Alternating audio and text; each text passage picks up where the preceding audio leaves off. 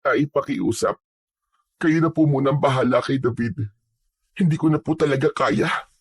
Sumasakit na ang ulo ko araw-araw sa kakaisip kung paano ko siya didisiplinahin. Ano ka mo? Aba, hindi ganun kasimple yun, anak. Abay, anak mo yun ah. Responsibilidad mo siya. Mas kailangan ng bata ang magulang, lalo na sa ganung edad niya. Alam ko naman po yun, Tay.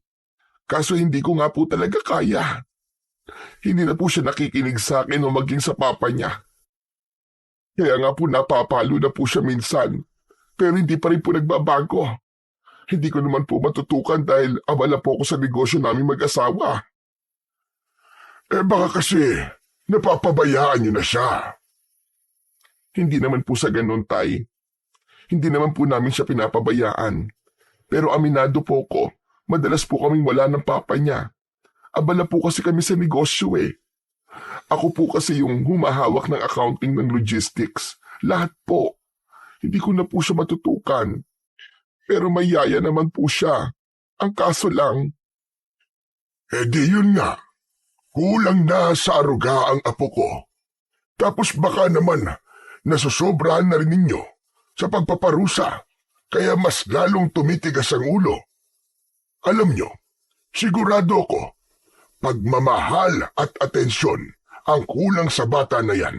Kaya ganyan siya. Alam mo kasi anak, hindi naman sapat na may pera kayo, may malaking bahay, at maraming gamit o laruan ng isang bata. Yung oras nyo, yung yakap o simpleng pagkumusta man lang sa kanya, yun ang mahalaga. Malamang, yun ang hinahanap niya. Paano nga po, Tay? Ako na nga halos ang bumubuhay sa negosyo namin. Hindi ko po pwedeng pabayaan yun. Hindi naman po pwedeng maasahan ng asawa ko pagdating sa management. Ako lang talagang marunong humawak sa negosyo namin, Tay. Wala po kong pagpipilian. Ang problema nga, pinili mong mas alagaan ang negosyo mo kaysa sa anak mo. Kaya yung batang yan, lumaki na parang walang direksyon. Kasalanan mo yan. Tapos ngayon, gusto mo na akong pumutol sa sungay niya. Aba, Leticia, matanda na ako. Mas gusto ko sana ng tahimik na buhay. Ano pong gagawin ko? Ikulong ko po sa bahay? Alam niyo bang expel na naman sa school yung bata na yan? Wala na pong may gustong tanggapin siya dahil sa reputasyon niya bilang isang bully. Baka naman magawan niyo po ng paraan dito. Ganun na kalala? Abay bakit naman nagkaganon? Kaya nga po, Tay. May binugbog po siyang kaklase niya, medyo napuruhan po. Na ospital yung bata, Itay. Tapos ayon po sa mga teachers niya, abay maski ibang bata doon takot na sa kanya.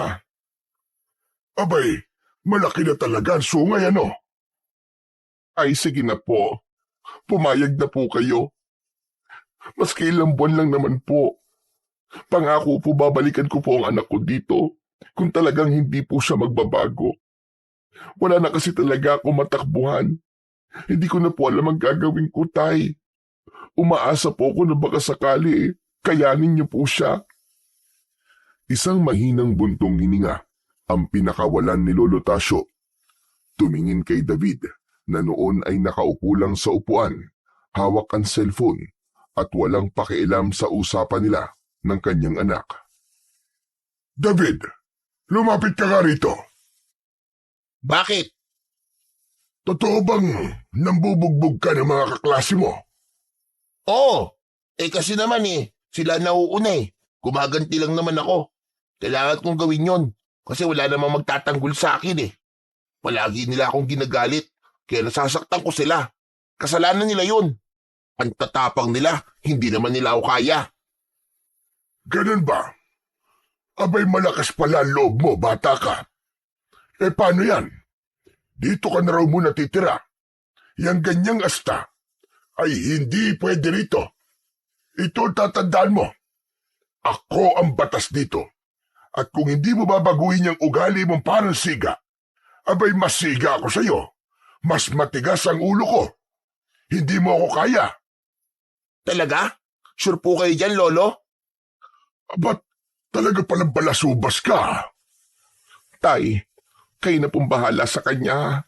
Pero sana naman po maski papano, bigyan niyo ng tsansa si David.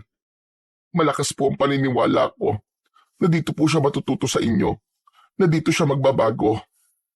Sige, dito muna siya. Pero tandaan mo, Leticia, kapag hindi siya natuto, hindi ako magdadalawang isip na palayasin yan. Opo. Salamat po, Itay. Salamat po.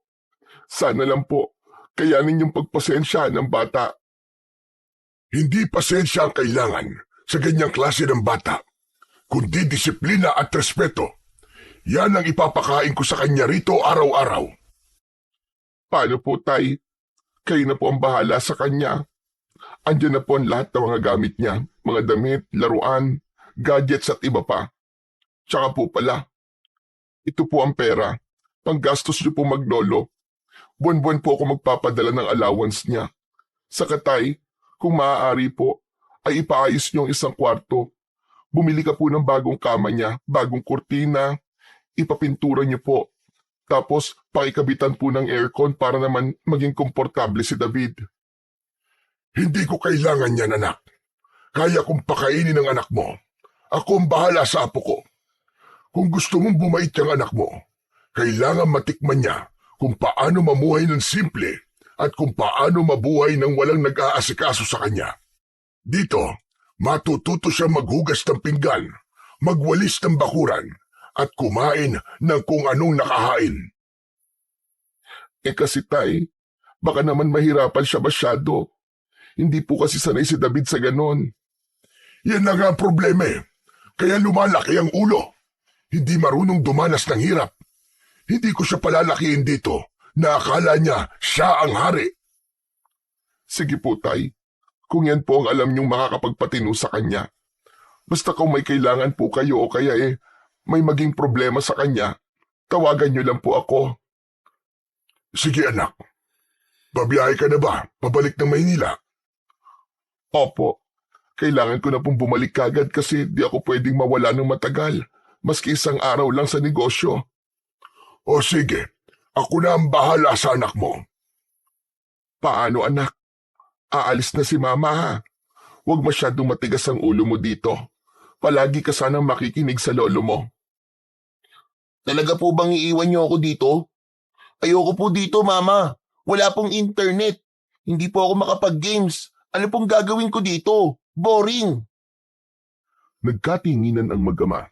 Sumeryoso ang mukha ng matanda at saka napatingin kay David na parang binabasa na kagad kung anong ugali meron ang apo niya. Nagsasalita ito pero hindi nakatingin sa kanila. Tapos panay ang dutdut nito sa kanyang cellphone. Madiin ang pagpindot niya sa screen. Halata sa kanyang muka ang pagkadismaya sa desisyon ng kanyang ina. Ano ngayon kung walang internet? Hindi mo naman yan ikakamatay ah. Oo nga, pero wala naman akong magawa dito. Ayoko dito, Mama. Hindi ka na pwedeng sumama sa akin, David. Dumito ka na muna sa lolo mo. Wala na tayong dapat na pag-usapan tungkol dito. Magpakabait ka dito, anak. Yun ang gusto ko. At kung mabait ka na, saka ka namin babalikan. Ano? Narinig mo naman siguro sinabi ng mama mo, David. Dito ka sa akin titira. At dito sa bahay ko, ikaw ang mag-a-adjust at hindi ako. Kung ayaw mo dito, problema mo na yon. Sige na, Leticia. Bumiyahe ka na at baka gabihin ka papabalik sa inyo. Sige po, Itay. Sandali nga pala. Kunin mo yung cellphone niya. Hindi niya kailangan yan dito. Ano ba naman yan? Bakit pati cellphone ko pag didiskitahan nyo? Ayoko. Hindi ko to bibigay. Anak, ibigay mo na. Kailangan nating sumunod sa patakaran ng lolo mo. Teka. Hindi fair to. Pati cellphone ko kukunin. Anong gagawin ko dito? Tutunga nga maghapon? Wala naman akong kaibigan dito eh. Wala akong kakilala. Tapos ngayon walang internet, walang cellphone, walang laro, walang kahit na ano. Prisoner ba ako dito, ha? Prisoner pala ha? Ayos, binigyan mo ko ng ideya. Aba, kung gusto mo maging prisoner, kaya kitang gawing totoong bilanggo dito. Kung gusto mo, ikadena pa kita sa puno dyan sa likod. Natulala si David sa sinabi ng kanyang lolo at di ito nakapagsalita. Hindi siya makapaniwala na matapang ang matandang nasa harapan niya. Ilang beses pa lang niyang nakita ang kanyang lolo at huli niya itong nakasama nang mamatay ang kanyang lola Minda. 3 taon na ang nakakaraan. Hindi matapang na lolo ang nakilala niya noon, kundi mabait at malalahaning matanda.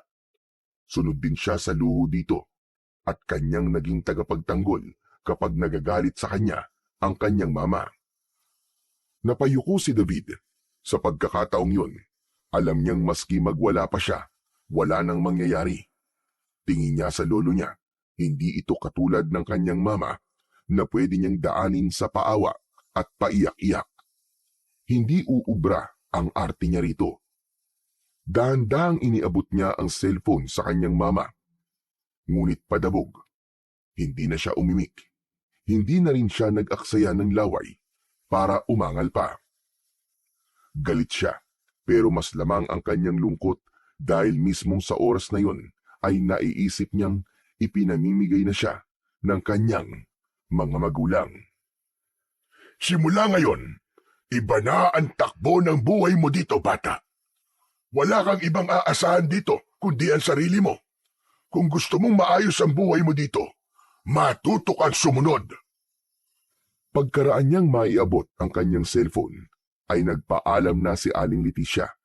Sumakay na ito ng kanyang sasakyan at habang papalayo ang umaandar na kotse nito, lihim na napaluha si David. Pero agad din niya itong pinunasan, gamit ang manggas ng kanyang damit. Tila ayaw nitong ipakita sa kanyang lolo ang kanyang lungkot. Samantala, si Lolo Tasyo naman ay lumabas ng bahay at nagsindi ng kanyang sigarilyo sa harapan ng bakuran. Naiwan sa loob si David mag-isa, sa isang bahay na amoy kahoy, amoy lupa at luma. Malayo sa amoy ng condo unit nila sa Maynila. Anak ng, anong klaseng buhay ba to? Pero kahit na anong reklamo niya, alam niya sa sarili niya na wala na siyang magagawa pa. Pagdating ng hapunan, isang simpleng pagkain lang ang inihain ni Lolo Tasyo, pritong galunggong at kamatis. Tahimik na kumain ang matanda. Hindi niya pinansin ang kanyang apo na halos ayaw galawin ang pagkain. Nang matapos na itong kumain, tumayo na ito sa kanyang upuan at diretso labas ng bahay para muling manigarilyo. Pero bago niya iwan ang apo sa harap ng hapagkainan, nagbilin ito na kapag natapos na ang bata sa pagkain, ay kailangan itong magligpit ng kanilang pinagkainan at hugasan ito sa lababo. Naiwang nakasimangot ang bata. Hindi siya sanay sa simpleng buhay. Sanay siya sa spaghetti, sa hamburger at fried chicken. Nakatulala lang siya sa pagkain, nababagot, naiinis, at nalulungkot. Lumipas ang halos 1 oras, napilitan ang bata na tumayo at iniligpit niya ang pinagkainan ng kanyang lolo. Tinakman niya ang ulam na di naman niya kinain. Pagkatapos ay pumunta na siya sa kanyang kwarto. Isang maliit na kwarto yun, nakatabi lang halos ng silid ng kanyang lolo. Lumangit-ngit ang pinto nito ng kanyang buksan. Maliit lang ito, may lumang kutsyon na nabalutan ng isang kupas at luma ng bedsheet. May isang electric fan, pero ng kanyang sindihan ay malakas ang ugong na parang may umaandar na traktora. Nakaramdam siya ng init, kaya binuksan niya ang nag-iisang bintana sa silid na yon. Wala itong kurtina. Naramdaman niya ang malamig at preskong hangin mula sa labas. Humiga siya sa kama. Medyo matigas, hindi tulad ng kutsyon niya sa bahay nila na malambot at makapal. Sinubukan niyang pumikit. Binalot niya ng kumot ang kanyang buong katawan, kahit mainit. Gusto niyang umiyak, pero pinigilan niya ang kanyang sarili. Ayaw niyang marinig ng kanyang lolo dahil baka pagtawanan lamang siya nito. Biglang uminit ang pakiramdam ni David, kaya napilitan siyang alisin na ang kumot. Napatingin siya sa may bintana dahil naramdaman niyang may presensyang nanggagaling doon. Muntik na siyang mapasigaw sa gulat nang makita niya ang kanyang lolo Tasyo na nakadungaw at nakatitig ng matalim sa kanya. Bakit po? Dapat nakasara lahat ng pinto at bintana bago ka matulog para maiwasan ang hindi inaasahang pangyayari. May mga gumagala dito sa baryo tuwing gabi. Gumagala? Ano po yun? May mga nilalang na gumagala dito tuwing gabi. Kung hindi mo ito isasara, baka mamaya hindi na ako nakadungaw dito, kundi isang aswang. Ano po? Aswang? May aswang po dito sa inyo? Meron. Kaya kung ayaw mo makaranas ng hindi maganda dito, siguraduhin mong nakasarado ang mga bintana mo at pinto. Umalis na sa harap ng bintana ang kanyang lolo. Agad siyang bumangon at isinarado ang bintana. Sinigurado niyang hindi ito basta-basta mabubuksan ng kahit na sino mang nasa labas. Maya-maya ay naisip niyang baka nagbibiro lamang ang kanyang lolo o kaya naman ay tinatakot siya. Pero nang maalala niya ang seryoso nitong muka, nakuha niyang matakot. Nagawa niyang maniwala. Bumalik sa higaan niya ang bata, at sa oras na naipikit niya ang kanyang mga mata, hindi niya maiwasang isipin ang baryong kinalalagyan niya. At sa lugar na yon, ayon sa kanyang pagkakaalala, ay liblib, malayo sa syudad. Napapalibutan ito ng mga matataas na bundok na tila ba nagsisilbing pader sa buong baryo. May malawak ding gubat sa lugar na yon.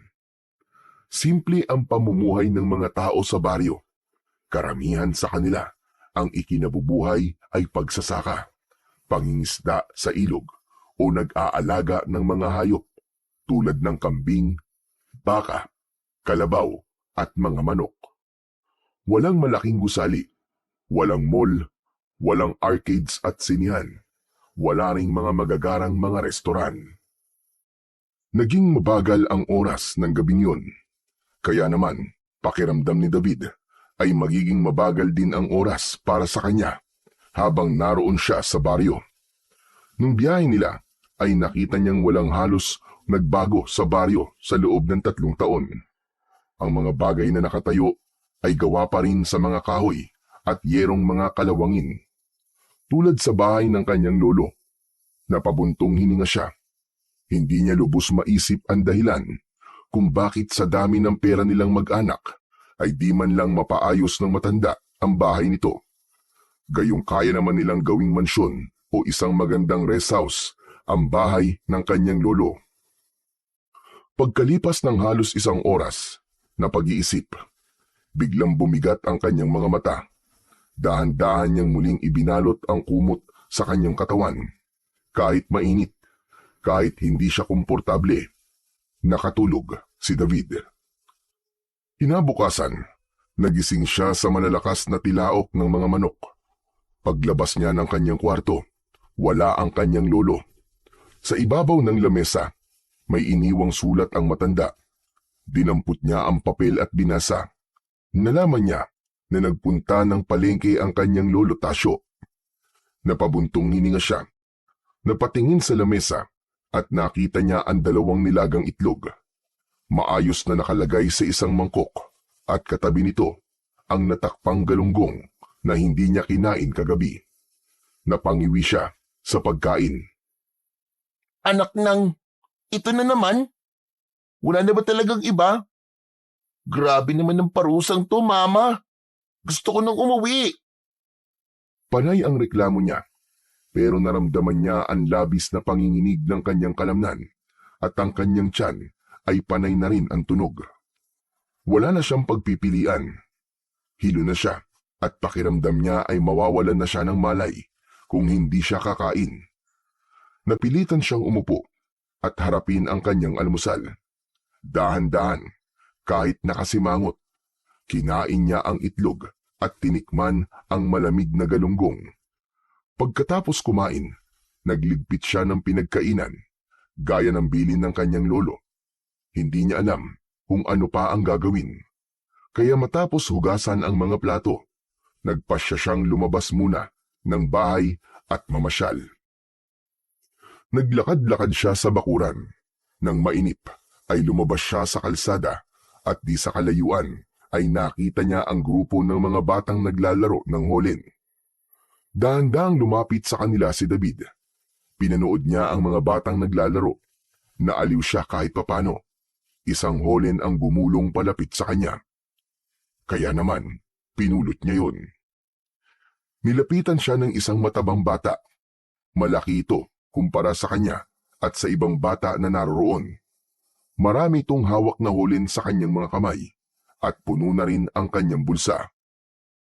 Hoy! Sino ka ha? Hindi ka taga rito ah! Baka mamaya magdanakaw ka ha! Nang marinig yun, gumulo kagad ang dugo ni David. Hindi siya sanay na inaasar ng hindi niya kakilala. Hoy, hindi ako magdanakaw, no? Huwag mo akong pinagbibintangan, ha? Eh bakit nasa iyo ang hulin ko? Balak mo yan nakawin oh. Akin na nga mga yan. O di sa'yo na. Gumulong lang naman yan sa paa ko eh. Pinulot ko lang, no? Huwag ka nang palusot. Kunwari ka pa eh. Nagagalit ka pa. Ano? Lalaban ka ba? Hindi mo ba alam na ako ang siga dito? Gusto mo suntukan tayong dalawa? Bago pa siya makasagot, itinulak siya ng bata sa balikat. Nawalan siya ng balanse at muntik na siyang matumba sa lupa. Lahat ng batang nakapaligid ay nagtawanan. Lalong nag-init ang kanyang ulo. Hindi niya na napigilan pa ang sarili. Sinugod niya ang matabang bata. Isang malakas na suntok ang pinakawalan niya at tumama ito sa mukha ng bata. Dahilan para mapaatras ito. Muli siyang sinugod ni David at lahat ng mga hinanakit niya at sama ng loob ay pinakawalan niya sa pagkakataong yun. Nataranta ang mga bata nang makitang nagugulpi na ang kanilang kalaro. Agad silang nagtawag ng kanilang mga kakampi. Dumating naman ang dalawang binatilyo na di hamak na mas malaki pa sa batang kalaban niya. Nang makita ito ni David, medyo kinabahan siya. Naisip niya na di niya kakayanin ang mga ito. Napaatras siya at humanap ng pwedeng takbuhan. Ngunit bago pa siya makatakbo, nahawakan na agad siya ng binatilyo sa kanyang damit. Sinubukan ni David na manlaban, pero malaki talaga ang dalawang bata. Agad siyang nakatanggap ng sipa at malalakas na suntok mula sa mga ito. Pero bago pa siya tuluyang mabugbog, ay may narinig siyang boses. Bitiwan niyo siya! Apo yan ni Lolo Tasyo! Lagot kayo! Lumingon si David. Isang batang lalaki na halos kasing edad lang niya ang kanyang nakita. Pero mas matangkad ito ng konti sa kanya. May dala itong mahabang patpat sa kamay at ang muka ay seryosong seryoso. Pag di kayo tumigil, isusumbong ko talaga kayo sa lolo niya! Lagot kayo doon! Natigilan ang mga binatilyo. Binitiwan nila si David. Apo ka pala ni Tatang Tasyo eh! Bakit di mo naman kagad sinabi? Eh di sana, hindi ka nabugbog. Halatang biglang bumait ang mga bata. Tila naduwag at humingi pa ng tawad sa kanya. Kagad na umalis ang mga bata, kasama ang iba pa nilang mga kagrupo. Naiwan si David at ang bagong bata na dumating. Nagkatinginan silang dalawa. Salamat, ha. Iniligtas mo ako sa kanila. Naku, wala yun. Ako nga pala si Miko. Doon lang ako nakatira sa kabilang bahay nyo. Kaya alam kong apo ka ni Lolo Tasyo. Ako naman si David. Nagkamay silang dalawa at sa pagkakataong yun, nakaramdam ng saya si David. Dahil sa wakas ay may nakilala na siyang posibleng maging kakampi niya at maging kaibigan. Ipinasyal siya saglit ni Miko sa baryo at ipinakilala sa ibang bata na taga roon. Pagkatapos ng halos isang oras na paglalaro, ay umuwi na sina David at Miko. Pagkarating sa bahay, Nadatnan niya ang kanyang lolo Tasyo na nakatayo sa may pinto. Seryoso ang mukha nito na nakatitig sa kanya. Nanlilisik ang kanyang mga mata. Oh, mabuti naman at umuwi ka na. Lolo, kasama ko po si Miko. Naglaro po kami sa labas. Sige na, umuwi ka na muna, Miko. At kakausapin ko lamang itong apo ko. Opo, Lolo Tasyo. David, mamayang hapon susundin kita dito Laro tayo ulit. Tumango si David. Nang wala na sa paningin niya ang batang lalaki, tinawag siya ni Lolo Tasyo sa loob ng kanyang bahay. Mabigat ang salita nito at parang galit. Hindi naman maunawaan ni David kung bakit. Anong ginawa mo sa labas, ha? Naglaro lang po kasama si Miko at yung iba pang mga bata. Bakit? May problema ba? Gusto mo bang kutusan kita ngayon? Bakit ba ganyan ka makipag-usap sa mas nakatatanda sa'yo? Hindi ka tinuruang magpo at opo sa pagsagot. Pasensya na po. Hindi kasi ako sanay. Ano bang kasalanan ko po? Bakit galit ka po? Ano to nabalitaan ko na? Nagnakaw ka raw ng holen, tapos nambugbog ka pa ng bata rito. Talaga bang pati ang pagiging basagulero mo sa Maynila ay dadalhin mo dito? Natigilan si David sa kanyang narinig. Nanlaki ang kanyang mga mata at di makapaniwala na naniwala kagad ang kanyang lolo sa kwento ng iba na di man lang nangingi ng paliwanag sa kanya. Napahawak siya sa kanyang tagiliran na medyo napuruhan ng sipain ng kanyang nakalaban. Naramdaman niya ang bahagyang pagkirot nun. Lolo, hindi ko naman po ninakaw yung holin Napulot ko lang po yun. Gumulong po sa may pako kaya kinuha ko po. Isusoli ko naman po dun sa may-ari. Kaso inaway naman po ko. Inaway ka? Tapos, nakipagbasag ulo ka na? Maanong isinoli mo na lang sana para hindi ka na nakipagsuntukan pa? Hindi ka ba marunong magpakumbaba? Bakit sa akin kayo nagagalit? Sila naman po nauna. Tinulak nila ako at sinabihan pa na magnanakaw kahit di naman totoo. Aba, sumasagot ka talaga, ha? Sa Maynila siguro, nasanay kang ganyan na palaban ka. Pwes dito, hindi uubra ang ganyan. Ako nagsasabi sa'yo. Umalis si Lolo Tasyo sa kanyang harapan at pumunta ito sa kusina. Maya-maya ay nakita niya itong muling palapit sa kanya. May hawak na palanggana na may lamang munggo. Nakita niyang ibinuhos niya ito sa sahig. Sige, lumuhod ka riyan sa munggo. Ngayon na, para matuto kang huminahon at rumespeto ng kapwa mo tao. Hindi makapaniwala ang bata. Tinignan niya ang mga butil ng munggo sa sahig. Tapos ang kanyang lolo Tasyo. Tatanggi pa sana siya at makikipagtalo. Pero nang makita niya ang seryoso at galit na mukha ng matanda, ay wala na siyang nagawa kundi ang lumuhod. Kumirot kagad ang kanyang tuhod sa sakit ng mga maliliit na butil na kanyang naluhuran.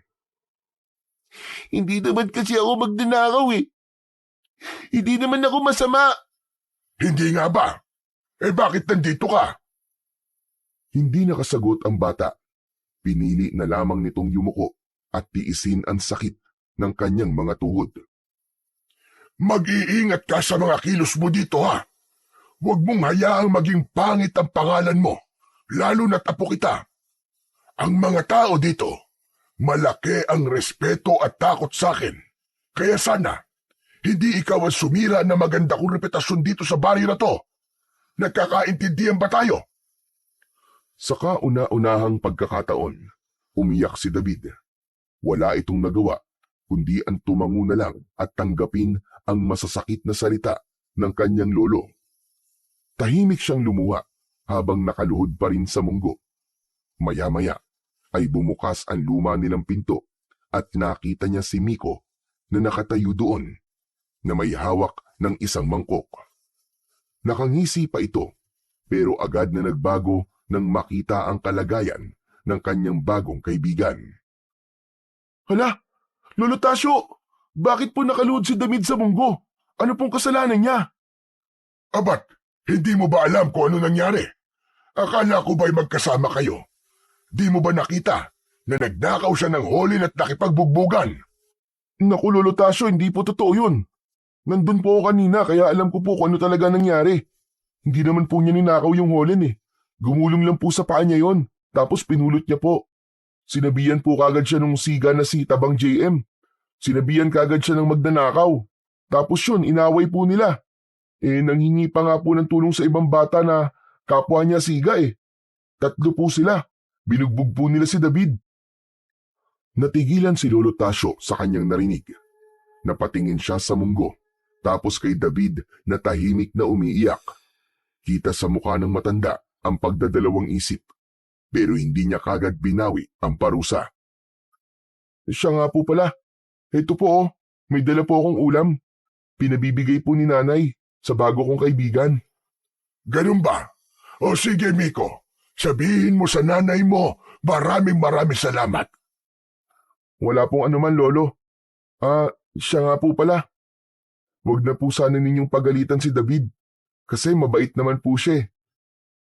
Kasundo na nga po siya agad ng mga kaibigan kong bata eh. Naglaro po kami at naglibot po kami dito sa baryo ng halos 1 oras. Kaya Lolo, kung maaari lang po sana eh, patawarin niyo na po siya. Wala po siyang kasalanan. Sige na, Miko. Salamat dito. Hayaan mo at pag-iisipan ko mga sinabi mo. Sige po. Pagkaalis ni Miko ay lumapit si Lolo Tasyo kay David. Sige na. Tumayo ka na, iho. Dahan-dahan niyang inalalayan si David na tumayo. Kinapa niya ang mga butil ng munggo na dumikit sa balat ng bata at marahang tinanggal yun kahit pa umuungol si David sa sakit. Aray! Aray ko, Lolo! Masakit! Aray! Nakita niya ang mapupulang marka sa tuhod ng bata. Naramdaman niya ang kurot ng awa para dito, pero pinili niyang hindi ito ipakita. Nanatili siyang matigas at malamig. Sa isip niya, kailangan pa ring matuto ang bata sa kahalagahan ng disiplina. Nang matapos, pinaupo niya si David. Tahimik ang isa't isa hanggang sa unang nagsalita si Lolo Tasyo. Anong nangyari sa iyo, Apo? Bakit ba ganyan ang ugali mo? Masyado kang palaban at agresibo. Parang palaging takaw gulo. Kasi po dati, lagi nila akong tinutokso sa school. Lagi po nila akong inaasar. Inaaway. Binabato po ng kung ano-ano. Dati, hindi naman po ako lumalaban eh. Umiiyak lang po ako sa isang tabi. Kaso, namiyahasa po sila. Halos araw-araw, Lolo. Ako yung pinagtitripan nila at sinasaktan. Minsan pa nga po, binato nila ako ng basag na bote. Ito po oh. Dahan-dahang tinupi ni David ang manggas ng kanyang damit. Saka ipinakita ang pilat sa kanyang braso. Ito po. Nasugatan po ako dahil doon. Nagsumbong naman po ako kila mama eh. Pero ako pa po ang pinagalitan nila. Ang sabi lang nila, umiwas na lang daw ako sa mga bully. Parang hindi po sila naniniwala sa akin. Kahit nga po mga teachers ko eh. Mas pinaniniwalaan ng mga bully. Lagi na lang ako yung pinapagalitan nila. Laging ako yung nasisisi. Wala pong kumakampi sa akin, Lolo. Kahit si Mama at Papa, hindi sila nakikinig sa akin. Nakakapagod na po eh. Huminto sandali si David. Pinipigilan ang muling pag-iyak. Pinipigilan na rin ng matanda ang kanyang emosyon ng oras na yon. Mabigat ang kanyang dibdib sa bawat salitang narinig sa kanyang apo. Kaya po natuto akong lumaban, Lolo. Kasi kung hindi, baka mas lalo lang nila akong apihin. Pero kahit lumaban ako, mas lalo akong inayawan ng mga tao sa eskwelahan.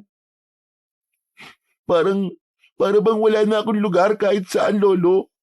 Walang may gusto sa akin. Kahit sa bahay namin. Natahimik si Lolo Tasyo. Naalala niya ang kanyang sarili nung bata pa siya, kung paano rin siya minsang naging katulad ni David. Ipinaglaban ang sarili sa mundo na walang nakikinig. Hindi ko alam na ganyan ang pinagdaraanan mo, Apo.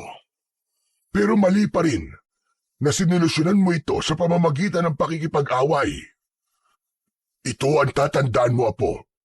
Hindi lahat ng problema ay kailangan daanin sa galit at sa pakikipagbasag ulo. Ano po ang gagawin ko? Dapat ba hinayaan ko na lang po sila na saktan ako? Na sana hindi na lang ako nagsalita kasi wala namang nakikinig sa akin at ako palagi ang mali, ganun po ba? Hindi mo naman kasi kailangan ng makikinig sa'yo. Ang importante, alam mo sa sarili mo kung sino ka at ano ka. Hindi mo talaga maiiwasan na minsan may mga taong hindi maniniwala sa'yo at gagawa ka ng masama. Kasi may mga tao talaga na mahilig mainggit sa kapwa nila. Pero kaya mong patunayan sa kilos mo kung sino kan talaga. Hindi sa paraan ng pakikipag-away, kundi sa tibay ng loob mo at sa kabutihan ng iyong puso. Napatingin si David sa kanyang lolo. Hindi man niya lubos maintindihan lahat ng sinabi nito, pero ramdam niya ang sinseridad nito. Sa unang pagkakataon, parang nagkaroon siya ng karamay. May isang tao na nakinig sa kanya at pinayuhan siya tungkol sa buhay. Mula sa araw na ito, Apo, hindi mo na kailangan lumaban na mag-isa. Apo kita, ako ang kakampi mo sa lahat ng pagkakataon. Pero kailangan mong matuto kung paano lumaban sa tamang paraan. Hindi na mapigilan ng bata ang muling mapaiyak. Mabilis niyang pinahid ang mga ito sa damit. Pero nakita ulit yun ni Lolo Tasyo. Hindi na siya sinermonan pa. Sa halip, hinawakan niya ng bahagya ang ulo ng bata at ginulo ang kanyang buhok bilang tanda ng kanyang pagmamalasakit at pagmamahal sa kanyang apo. Pagdating ng gabi, bago matulog si David, matagal siyang nakatingin sa yero. Napangiti ang bata dahil sa wakas may isang taong handa na ring makinig at umintindi sa kanya. Nakatulog siya ng mahimbing. Maaga pa lamang ay naroon na si Miko sa bahay ni na Lolo Tasyo. Bitbit niya ang isang tirador na yari sa kahoy at goma. Tara na, David, manguhuli tayo ng ibon. Nako, hindi ako marunong yan, Miko eh. Ang dali-dali lang nito, no? Turuan kita. Ganito, oh. Lalagyan mo lang ng bato, tapos hihilain mo tong goma na to. Tapos, bibitiwan mo. O di ba? Ang dali lang. Ikaw naman, subukan mo. Inabot ni Miko ang tirador kay David. Kinuha naman ito ni David at sinubukang gayahin ang ginawa ng kanyang bagong kaibigan. Yan, sige, ganyan nga. Ipitin mo yung bato sa goma, tapos hilahin mo palapit sa'yo. Medyo lakas-lakasan mo lang ng konti. Sumunod si David, pero nang hilahin niya ang goma, muntik nang tumalsik ang bato sa paa niya. Dahan-dahan lang, huwag ka magmamadali. Nako, Miko, ang hirap pala. Akala ko madali lang. Okay lang yan. Ako nga dati, 1 linggo kong puro mintis eh. Ganyan talaga kapag nagsisimula ka pa lang. Medyo mahirap, pero matututunan mo rin. Talaga? Oo naman. Halika, tulungan na nga kita. Ayusin mo ang paghawak. Dapat steady lang. Yan, ganyan. Tapos, paghila mo, itutok mo yung bato sa gusto mong patamaan. Tapos, saka mo bitiwan yung goma. Hindi yung buong tirador, ha? Matyagang tinuruan ng bata si David ng tamang paraan. Sinubukan uli niya at ngayon ay mas maayos na. Umangat ang bato pero hindi pa rin tumama sa target. Yun lang. Hindi pa rin tumatama. Huwag ka mag-alala, magagawa mo yan. Practice lang ang kailangan mo. Ano, tara na. Doon na tayo sa may kakauyan. Natuwa si David. Kaagad niyang inayos ang kanyang sarili at sumama kay Miko. Wala ang lolo niya ng mga oras na yon. Madaling araw pa lang ay umalis na ito papunta sa bukid para bantayan ang pag-aani ng kanyang palayan. Bitbit ang terador. Naglakad-lakad ang dalawang bata sa may bukana ng gubat. Namangha si David nang makita ang maraming ibon sa lugar na yon. Pero palagi silang mintis at nabubugaw lang nila ang mga ibon at wala namang natatamaan. Sa halip na mainis, ay mas lalo pa silang natuwa. Ang hirap naman pala manghuli ng ibon, Miko. Akala ko madali lang. Ayos lang yan. Tiyaga lang, makakatama din tayo. Tara, doon naman tayo sa bandaron. Nagpalakad-lakad sila. Sinundan ang mga lumilipad na ibon. Muli pa nilang sinubukang magtirador at isang ibon ang kanilang natamaan. Labis ang naging tuwa ng dalawang bata sa kanilang naging tagumpay. Nagpatuloy sila sa paglalakad hanggang sa hindi na nila namalayan na papasok na sila sa gubat at palayo na ng palayo sa baryo. Huli na ng mamalayan ni Miko na hindi na pamilyar sa kanya ang mga tanawin sa lugar. Hindi na niya kabisado ang mga dinadaanan nila. Nagsimula na silang kabahan. Nasa na tayo, Miko? Ha? Hindi ko nga rin alam eh. Mabuti pa, bumalik na lang tayo. Nagpalitan sila ng tingin. Naglakad pa sila. Umaasang matatagpuan nila ang daan pauwi. Ngunit sa paglalakad nila, hindi nila namalayan na mas lalo na silang napapalayo at patungo na sila sa pusod ng gubat.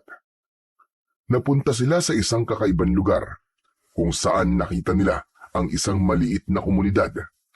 Sobrang tahimik ang lugar. May mga bahay nga silang nakita pero wala namang tao. Sarado ang mga pintuan at bintana. Halos wala ring hayop na naroon. Malamig ang simoy ng hangin sa lugar na yon. Pero may kakaibang hatid na amoy. Parang masangsang. Hala! Nasang lugar tayo? Shh! Huwag kang maingay. Baka mamaya may mga nakatira dito pero masasamang tao naman pala.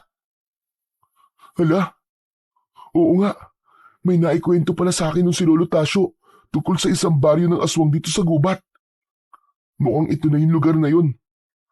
David, umalis na tayo dito. Hindi tayo ligtas sa lugar na to. Ibig mo sabihin, lugar to ng mga aswang? Hindi ako sigurado. Pero, basta, alis na tayo dito. Tara na, bilisan na natin. Nag-ingat ang dalawa sa kanilang mga hakbang. Ayaw nilang gumawa ng ingay. Kung sino man ang nakatira sa lugar na yon, ayaw na nilang makaabala. Ngunit bago pa sila umalis, nagmasid muna sila sa paligid. May nakita silang isang malaking ibon na nakatali sa puno. Isang malaking agila. Sugatan ito. Ang mga pakpak nito ay may dugo at ang katawan ay payat na tila ilang araw nang hindi nakakakain. Nakatingin ang dalawang bata sa agila. Kawawa naman siya. Tignan mo, Miko. Oh. Oo nga eh. Anong gagawin natin? Pakawalan natin. Sigurado ka? Baka mamaya may makakita sa atin tapos... Huwag na lang tayo maingay. O sige. Hindi na sila nagdalawang isip. Lumapit sila ng dahan-dahan sa agila. Tinitigan sila nito, ngunit wala ng lakas para lumaban o humuni ang kawawang ibon. Mabilis nilang kinalagan ang tali sa paa ng agila. Nagawa nilang palayain ang ibon. Subalit nang bitiwan nila ito, hindi ito lumipad. Naglakad lang ang agila. Nanginginig ito at mahina. Hindi nila malaman kung ano ang gagawin. Buhatin na lang natin, David. Sinubukan nilang buhatin pero masyado itong mabigat. Pinagkaisa nila ang kanilang lakas. Binuhat nila ang agila. Wala namang pagtanggi ang malaking ibon. Parang sumusunod pa nga ito sa kanila. Parang alam nito na tinutulungan siya ng dalawang bata. Sa paglalakad nila, tila tinuturo ng agila ang daan. Kapag lumili sila, Humuhuni ito at itinuturo ng kanyang kuko ang tamang direksyon. Minsan ay ginagamit nito ang paa para ituro ang daan. Hindi nila alam kung ilang oras na silang naglalakad. Mainit na at pagod na rin sila. Kumakalam na rin ang kanilang mga tiyan, pero hindi sila tumigil sa paglalakad. Sa wakas, ilang sandali pa, ay unti-unti nang naging pamilyar ang paligid. Ayos! Kabisado ko na ang daan dito, David. Malapit na tayo makalabas ng baryo. Hay, sa wakas, makakauwi na tayo. Akala ko talaga aabuti na tayo ng gabi dyan sa gubat eh. Kinakabahan ako ng sobra. Buti na lang at pinakawalan natin tong agila, no? Malaking tulungan na gawa niya. Naituro niya sa atin ang daan. Ang astig niya, no? Para siyang may sariling pag-iisip. May sarili naman talagang pag-iisip ang isang agila eh. Matalinong hayop pa mga yan, Miko. Ganun ba? Hindi ko alam eh. Akala ko, basta hayop, hindi marunong mag-isip ng ganun. Hindi sigurado akong alam ng agila na to na naligaw tayo. Kaya itinuro niya sa atin ang daan palabas. Ayos ano nang gagawin natin dito sa agila? Marami siyang sugat at nangihina siya. Baka kaya siyang pagalingin ni Lolo. Ay, oo nga pala. Kayang-kaya siyang pagalingin ng lolo mo. Kasi dati, isang mahusay na antingero at albularyo si Lolo Tasio. Marami siyang napapagaling ng mga may sakit. Kaya sigurado ko na mapapagaling niya ang agilang to. Kung ganon, ay dadali natin siya kay Lolo para gumaling na kagad ang sugat niya. Para makalipad na ulit siya. Gusto kong makita siya kung paano lumipad. Ako rin. Sa laki nito, tignan mo. Baka pwede niya tayong isakay. Loko, kawawa naman. Ang bigat-bigat natin kung bubuhatin niya tayo pa'y taas. Oo nga no. Di kaibiganin na lang natin. Alam mo, magiging sikat tayo sa buong baryo kapag naging kaibigan natin tong agila na to. Maraming maiinggit sa atin. Wag. Kapag magaling na siya, hayaan na lang natin siyang makalipad ulit. Ayoko siyang gawing alaga, itali o ikulong. Mahirap yun Masakit sa pakiramdam. Ganun ba? Di sige. Ayos lang. Sa bagay, masaya naman ako. Maski tayong dalawa lang ang magkaibigan Oo naman. Salamat, Miko Salamat sa pagiging isang mabuting kaibigan. Walang anuman, David. Teka, saan na nga ba ang daan pa uwi? Ano? Akala ko ba'y kabisado mo ng lugar na to? Ikaw talaga Joke lang. Ikaw naman, hindi ka na mabiro. Diyan sa kaliwa. Sure ako. Ayun Tanaw na dito yung bungad ng gubat, saka yung kalsada natin. Tara na. Hay, salamat. Makakauwi na tayo. Nang makalabas na sila, napansin nila ang pagbabago sa agila. Parang lumakas ito ng konti. Ibinuka nito ang pakpak at kahit halatang hirap, unti-unti itong pumapagaspas. Tumigil sa malawak na damuhan. Binitiwan na rin nila ang agila. Ilang segundo itong nakatayo, pagkatapos ay sumubok na lumipad. Mabagal, pero matagumpay itong nakalipad ng mababa, hanggang sa tuluyang naglaw sa kanilang paningin. Nagpalakpakan ng dalawa sa tuwa. Ang galing! Nakalipad na rin siya sa wakas! Oo nga, kaya lang, uwian na talaga. Baka pagalitan na tayo kung saan na tayo nasuot. Pareho silang pawisan at pagod, pero hindi nila alintana yun. Napalitan ang lahat ng yon ng saya. Habang papalabas sa gubat, dama nila ang kakaibang ligaya sa puso nila. Pagdating nila sa bahay, nakita nila kagad si Lolo Tasio na nakatayo sa harap ng pinto nito at panay ang hit-hit ng sigarilyo. Makikita ang pag-aalala sa mga mata niya. Napangiti na lang ito nang makita ang pag-uwi ng apo. Pero sandali lang yon dahil ang ngiti niya ay napalitan ng seryosong muka. Saan kayo nang galing? At ang dudungis niyong dalawa? Lolo, naglaro lang po kami ni Miko. Abay kanina ka pa hinahanap ng mga magulang mo, Miko. Saan ba kayo nagsuot?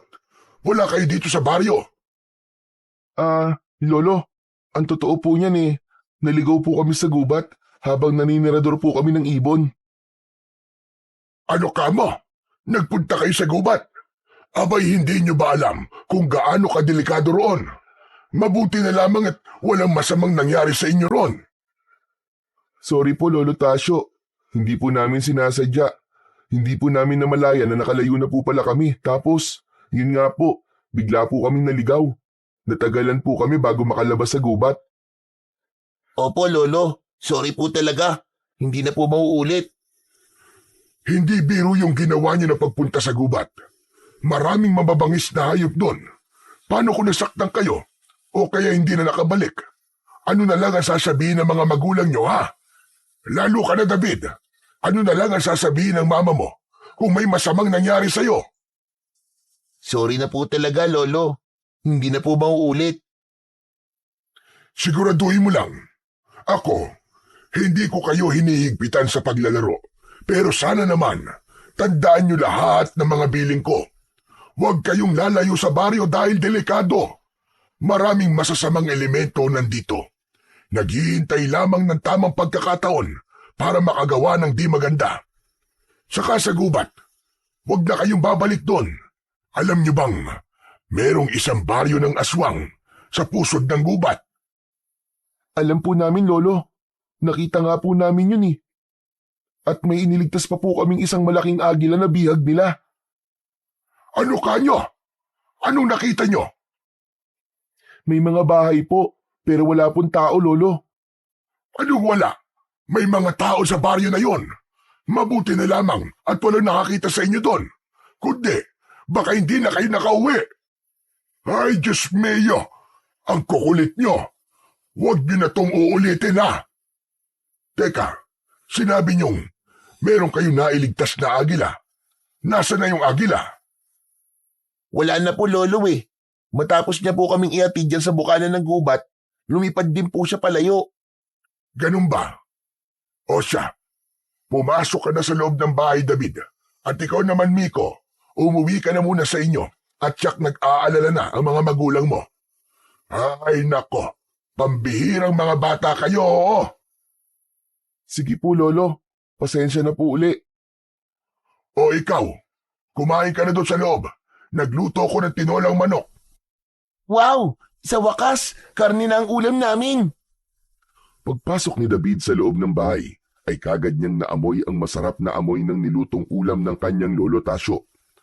Agad na kumalam ang kanyang tiyan. Mabilis siyang nagsandok ng kanyang ulam at kanin at nagsimula ng kumain. Panay ang higop niya ng masarap na sabaw. Samantala, pagsapit ng gabi, maagang nakatulog si David. Marahil dahil na rin sa pagod sa halos maghapon na paglalaro kasama si Miko. Ang paligid ay tahimik. Tanging huni lang ng kuliglig at huni ng mga panggabing ibon ang maririnig sa labas. Mahimbing na rin maski ang tulog ng matanda. Ilang sandali pa, bigla na lang napabalikwas ng bango ng bata nang makarinig ng isang malakas na ingay mula sa labas. Hindi yun pangkaraniwang naririnig sa gabi. Pinakinggan itong mabuti na David. Maya-maya pa ay parang naramdaman niyang para siyang tinatawag nito. Dahan-dahan siyang bumangon at binuksan ang bintana. Tumambad sa kanya ang isang pamilyar na anyo ng isang nilalang. Nakadapo sa isang sanga ng puno sa tapat ng kanilang bahay. Hala! Siya yun! Bakit siya nandito? Kahit nagtataka, ay nakaramdam ng tuwa si David nang makitang muli ang iniligtas nila na agila. Lumapit ito mismo sa bintana, parang gustong pumasok. Sa sobrang tuwa at pagkasabik, lumabas si David ng kwarto at binuksan ang pintuan sa sala. At doon niya pinapasok ang agila. Hindi nagtagal, nagising si Lolo Tasyo sa narinig na pagbukas ng pinto at sa malakas na kalabog at pagaspas ng pakpak. David, ikaw ba yan? Ano bang ingay yan, ha? Paglabas niya ng silid, natigilan ang matanda dahil isang malaking agila ang nasa loob ng bahay nila. Ano to, David? Saan galing yan? Bakit may malaking agila dito sa loob ng bahay ko? Lolo, siya po yung agila na tinulungan po namin ni Miko sa gubat. Sigurado ka? Nako, Ang mabuti pa ilayuan mo na yan. Tignan mo muna kung talaga bang agila yan o nagbabalat kayo lamang. Lumapit si Lolo Tasyo sa agila at maingat niya itong tinignan. May naramdaman siyang kakaiba. Tila ba may kakaibang enerhiya ang nilalang. Pero nang makita niya ang mga sugat ng agila sa pakpak at sa katawan nito, napanatag ang matanda. Sige, kunin mo yung baul sa ilalim ng higaan ko. Kailangan nating magamot ang mga sugat niya. Kaagad naman na sumunod si David sa inutos ng kanyang lolo. Kinuha niya ang lumang baul kung saan naroon ang mga halamang gamot at pampahid ng kanyang lolo. Iniabot niya ito sa kanyang lolo. Maingat nilang nilinisan at nilapatan ng lunas ang mga sugat ng agila. Hindi ito nanlaban.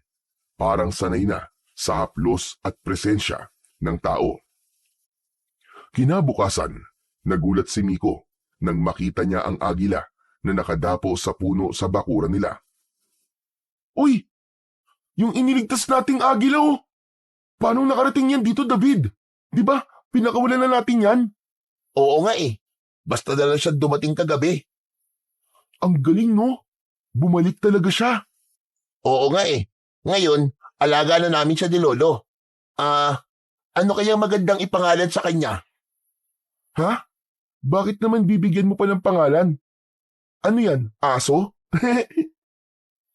Bakit naman hindi? Saka hindi lang naman aso ang alagang binibigyan ng pangalan ah. Ano kaya kung Aruyo? Aruyo? Mas maganda kung Bagwis para mas astig. Nako, marami ng alaga ang tinatawag na Bagwis eh. Ayoko nun. Aruyo na lang. Sige, ikaw ang bahala. Pwede na rin, kakaiba ang pangalan niya. Mula ng araw na yon, naging kasama na nila si Aruyo sa araw-araw. Maski hindi ito nakatali sa puno, ay hindi ito umaalis. Minsan ay lumilipad ito sa kalangitan at naghahanap ng kanyang makakain, pero bumabalik din kagad ang agila. Naging mabuting kaibigan talaga si Aruyo. Lalo din itong napalapit kay David. Madalas silang maglaro sa bakuran at para itong aso na palaging nakasunod kahit saan man siya magpunta. Hindi nagtagal ay gumaling ng tuluyan ang agila. Bumalik ang lakas at sigla nito. Ang kanyang mga mata ay naging mas malinaw. Naging mas makintab ang balahibo at lumapad pa ang matitibay nitong mga pakpak. Isang gabi, habang natutulog si Lolo Tasyo, hindi mapakali ang bata. Parang may humihila sa kanya palabas ng bahay. Tumayo siya at dahan-dahang binuksan ang pinto. At sa may lilim ng punong mangga, nakita niya si Aruyo, nakadapo.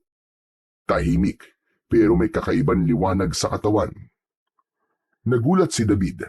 Ang katawan ni Aruyo ay tila may sinag na ginto. Nagniningning ito sa dilim na parang bituin. Hindi niya maipaliwanag ang kanyang nararamdaman. Lumapit siya at paglapit niya, tumingin ng diretso ang ibon sa kanya, mata sa mata. At doon, parang may tinig na pumasok sa kanyang isipan. Hindi ito nagsalita gamit ang bibig, pero malinaw sa kanyang isip ang mensahe. Nagpapasalamat ang ibon sa kanya. Pagkatapos nun, bumaba ang agila sa paanan ni David. Iniunat nito ang mga pakpak at yumuko ang katawan. Tila nag-iimbita na sumakay ang bata sa kanyang likod. Nako, ayoko Aruyo. Baka mamaya mahulog ako eh. Baka hindi mo ako kayanin. Ngunit sa isang iglap, napansin niya na parang lumapad lalo ang likod ng agila. Mas lumiwanag pa ito ng bagya at mas ligtas tignan. Unti-unti ay mas nilapitan pa ni David ang ibon at sa dahan-dahang pag-akyat niya, naramdaman niyang ligtas siya. Kumapit siya na maigpit sa isang iglap. Lumipad ang agila. Kaagad na tumama ang malamig at preskong hangin sa mukha ni David. Ang buhok niya ay tumataas sa bilis ng ihip ng hangin. Ngunit imbis na takot ang maramdaman, ay kakaibang tuwa ang naramdaman niya. Tuwa na parang lumaya siya mula sa lahat ng lungkot at problema. Sa itaas, nakita niya ang buong baryo. Maliit ang mga bahay. Kita rin niya ang ilog na kumikinang sa ilalim ng sinag ng buwan. May mga ulap na halos maabot niya. Ramdam niya ang katahimikan sa itaas. Walang ingay, walang gulo, puro kapayapaan lang. Napangiti ng mga oras na yon si David. Woohoo! Ang ganda dito sa itaas! Grabe! Ang sarap lumipad! Hindi niya alam kung gaano sila katagal sa ere, pero labis ang naging saya ng bata sa ipinaranas na yun sa kanya ng agila. Para ako nananaginip! Astig! Woohoo! Pagbalik nila sa lupa, marahang lumapag si Arroyo sa tabi ng bahay. Tumalon pababa si David at hindi pa rin makapaniwala sa naranasan. Tinapik niya ang agila. Salamat, Arroyo, ah. Isa kang tunay na kaibigan. At higit pa. Tumingin sa kanya si Arroyo, parang ngumingiti rin. At mula noon, gabi-gabi, bago matulog, hindi na niya nakakalimutang silipin ang labas, baka sakaling muli siyang isama ng mahiwagang agila sa paglipad. Hanggang sa isang gabi, habang natutulog ang bata, bigla siyang nagising sa kakaibang tunog sa labas. Malakas na hangin, parang may malaking pakpak na lumilipad. Napabalikwas siya ng bangon. Ha? Si Arroyo? Wala na siyang inaksayang oras. Hindi na niya ito sinilip pa sa bintana. Agad siyang lumabas ng bahay. Inisip niya na baka muli silang lilipad ng alagang agila. Pero paglabas niya, hindi niya ito nakita. Wala si Arroyo sa nakasanayang pwesto nito sa puno ng mangga. Hala? Wala naman pala siya eh. Nasaan na kaya yung ibon na yun? Nalungkot si David. Papasok na sana siya sa bahay nang mapansin niya ang ilang nilalang na lumilipad sa itaas. Akala niya ng una ay mga ibon o marahil ay isa na namang sorpresa ni Arroyo. Ngunit habang nakatitig siya sa itaas, may narinig siyang kaluskos mula sa kabilang bahagi ng bakuran. Isang mahina, ngunit pamilyar na tunog. Paglingon niya, nakita niya ang agila, tila nagtatago sa likod ng mga halaman at puno. Nilapitan niya ito, sa di inaasahang kilos, ay itinulak siya nito gamit ang kuko at tuka. Agad na naunawaan ito ni David. Agad siyang nagtago. Yumuko siya katabi ni Arroyo, at mula doon ay malaya niyang napagmasdan kung anong klaseng nilalang ang lumilipad sa itaas. Ilang sandali pa, bumaba ang tatlo. Dumapo ang isa sa bubong ng kanilang bahay, habang ang dalawa naman ay dun dumapo sa poste ng puno ng nyog. Hindi sila mga ibon. Mas malaki ang kanilang mga pakpak, maitim, parang sa paniki. Balot ng balahibo ang kanilang mga braso at binti. Ang mukha nila ay parang tao, ngunit mahaba ang kanilang ilong. Matulis din ang kanilang baba at pula ang kanilang mga mata. Ang balat nila ay tila magaspang, parang sunog, at ang kanilang mga kuko ay mahahaba't matutulis na parang kutsilyo. Ang isa sa kanila ay ngumisi. Kitang-kita ni David ang matutulis nitong mga pangil na halos lumabas sa labi. Mabango ang paligid. Parang amoy dugo ng tao. Napakapit si David sa balahibo ni Arroyo. Kinakabahan siya. Halos di na makahinga ng maayos. Sa isip niya marahil ay yun na ang sinasabi ng kanyang lolo na mga aswang. Ito ang unang beses na nakakita siya ng aswang ng harap-harapan. Lagot na. Totoo pala bang aswang? Natatakot ako, Arroyo. Anong gagawin natin? Tahimik lang ang agila, tila nakaabang. Ang mga mata nito ay nakatutok lamang sa mga nilalang na parabang handang lumaban kung kinakailangan. May nararamdaman akong presensya. May tao. Lalong napakapit si David sa agila. Ang mga nilalang ay palapit sa pinagtataguan nila. Halos 3 metro na lamang ang layo ng mga ito sa kanila. Nang biglang may humuni mula sa malayo, tulad ng huni ng uwak, nagkatinginan ang 3 aswang. Tara na! Bumalik na tayo sa pugad. Hindi ito ang tamang gabi, mga kasama. Isa-isa silang lumipad. Sa isang iglap, nawala na sila sa itaas. Naiwan ang kakaibang katahimikan sa gabing yun. Nakahinga naman nung maluwag si David. Pawis na pawis. Napatingin siya sa agila. Salamat, Aruyo. Sigurado kung wala ka, baka napahamak na ako. Humuni ang agila at maya-maya ay itinuturo nito ang isang paa gamit ang kanyang tuka.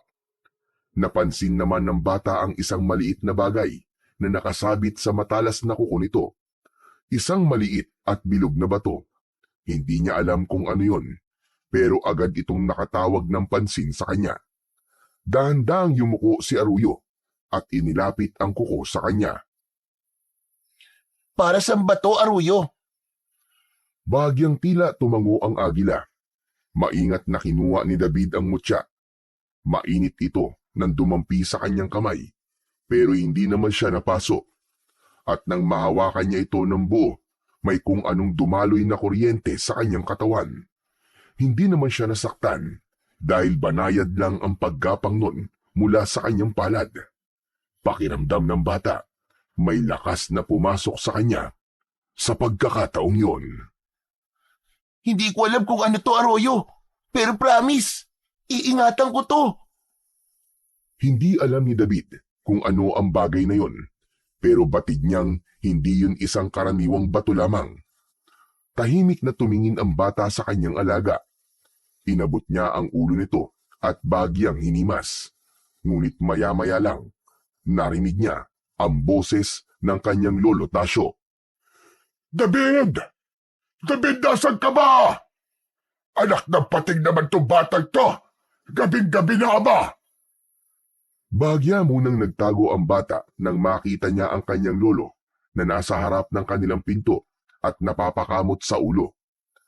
Bigla siyang nag-alala na baka magalit ito sa kanya dahil hindi dapat na makita siyang gising pa sa ganung oras.